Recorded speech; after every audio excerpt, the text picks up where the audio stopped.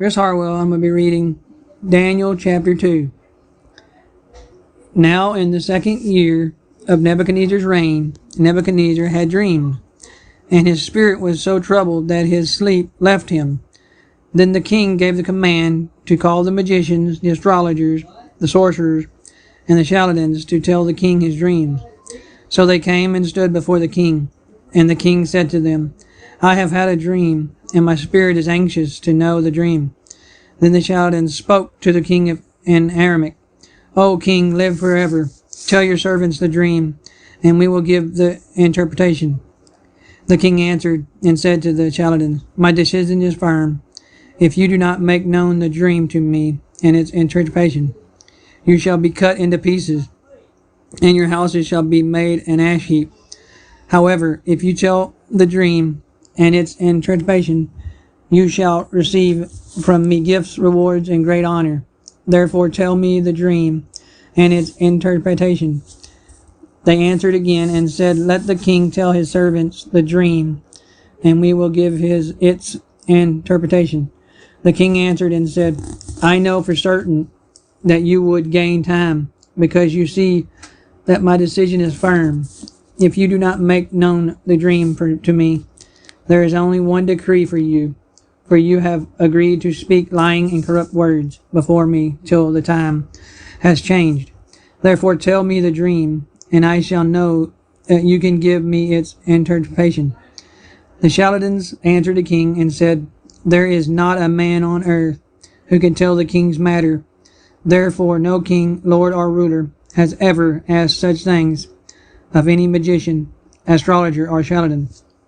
It is a difficult thing that the king requests, and there is no other who can tell it to the king except the gods, whose dwelling is not with flesh. For this reason the king was angry and very furious, and gave the command to destroy all the wise men of Babylon. So the decree went out, and they began killing the wise men, and they sought Daniel and his companions to kill them. Then with the counsel and wisdom Daniel answered Arioch, the captain of the king's guard, who had gone out to kill the wise men of Babylon. God reveals the king's dream. He answered and said to Arioch, the king's captain, Why is the decree from the king so urgent? Then Arioch made a decision known to Daniel.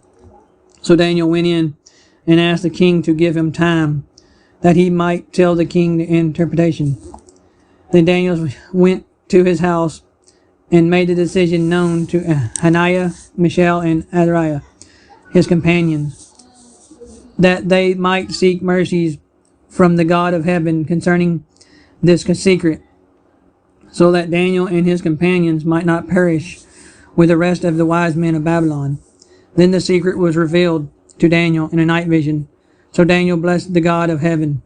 Daniel answered and said, Blessed be the name of God forever and ever, for wisdom and might are his.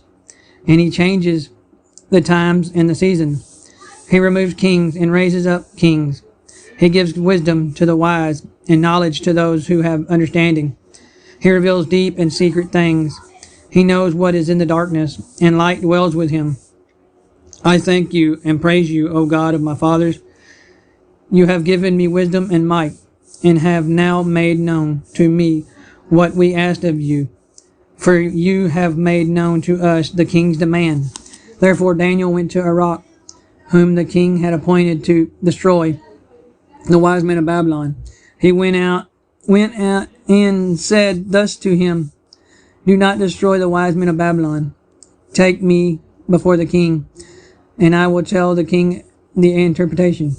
Then Arioch quickly brought Daniel before the king, and said thus to him, I have found a man of the captives of Judah, who will make known to the king the interpretation. The king answered and said to Daniel, whose name was Balthazar, Are you able to make known to me the dream which I have seen and its interpretation? Daniel answered in the presence of the king and said, The secret which the king has demanded, the wise men, the astrologers, the magicians, and the soothsayers cannot declare to the king. But there is a God in heaven who reveals secrets, and he has made known to King Nebuchadnezzar what will be in the later days. Your dream and your visions of your head upon your bed were these.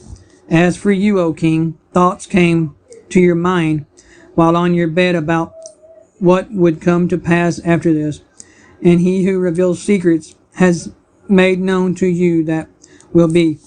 But as for me, the secret has not been revealed to me, because I have more wisdom than any living, but for our sakes who make known the interpretation to the king, and that you may know the thoughts of your heart. You, O king, were watching, and behold, a great image. This great image, whose splendor was excellent, stood before you, and its form was awesome. This image head was of fine gold, its chest and arms of silver, its belly and thighs of bronze, its legs of iron, its feet partially of iron and partially of clay. You watched while a stone was cut out, without hands, which struck the image on its feet of iron and clay, and broke them in pieces. Then the iron, the clay, the bronze, the silver, and the gold were crushed together, and became like chaff from the summer threshing floors.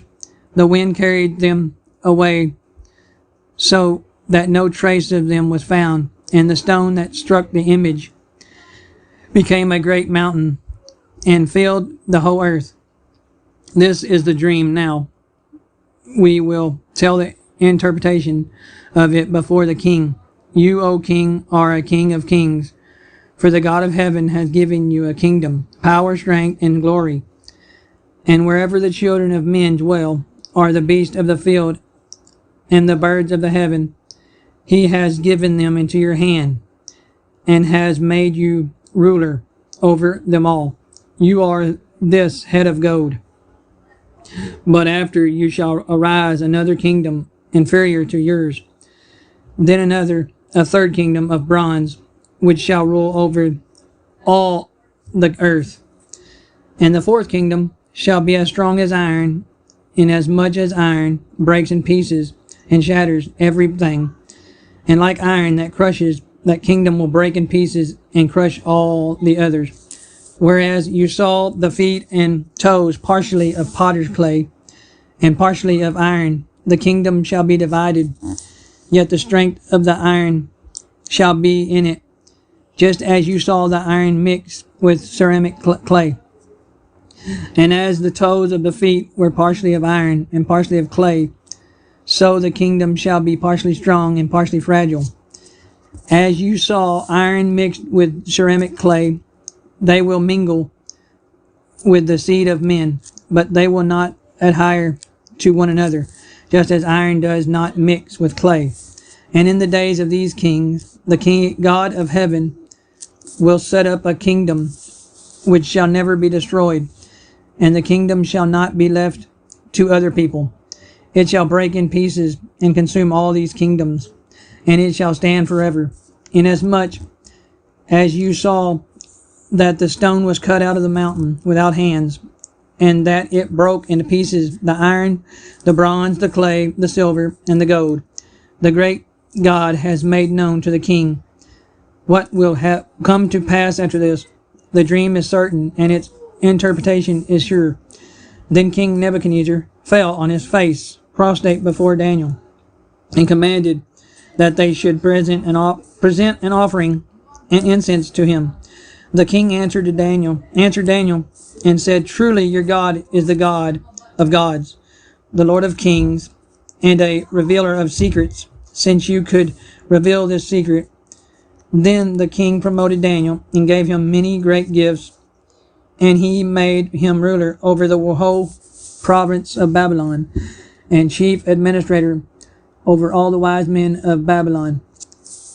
Also Daniel petitioned the king, and he set Shadrach, Meshach, and Abednego over the affairs of the province of Babylon, but Daniel sat in the gate of the king. That's all. Until tomorrow. Chapter 4.